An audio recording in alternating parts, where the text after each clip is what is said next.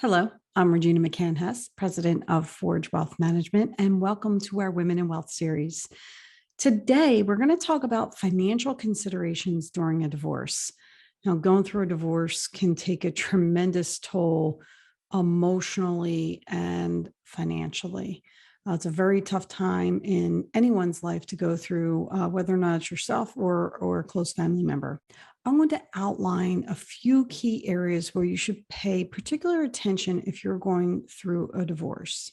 For property and assets, generally, anything that you acquired while married will be divided when you divorce. Exactly how it's divided depends on the state where you reside. Now, the most common jurisdiction is where common law applies. Now, in these states, the judge has discretion to listen to individual circumstances before dividing assets and property.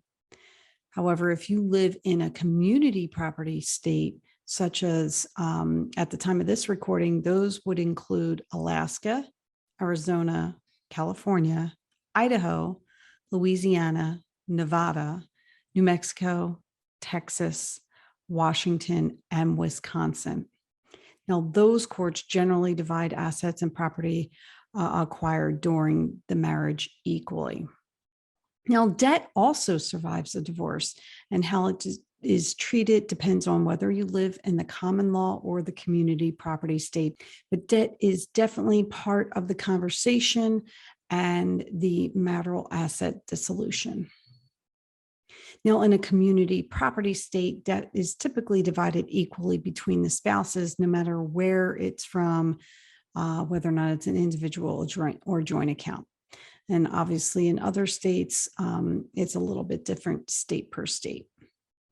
Now, closing all joint accounts after you divorce to avoid being responsible for debts that your now ex-spouse incurs is a good idea. Once you get through the divorce, it's finalized. You want to separate those accounts and have them reclassified as individual accounts by your creditors and your other asset holders. If you and your spouse have a mortgage for a home that has appreciated in value, you may want to consider selling it before the divorce is finalized, as the IRS allows you to take advantage of $500,000 in realized capital gains if you are a married taxpayer. If you or your spouse have money in a 401k or a pension plan, it may also be divided during a divorce. Now, pension plans tend to be a little bit more difficult to divide, but they are still part of the asset dissolution. Now, you can seek a share of your spouse's 401k if you obtain what's called a qualified domestic relations order. And for short, we call them quadros.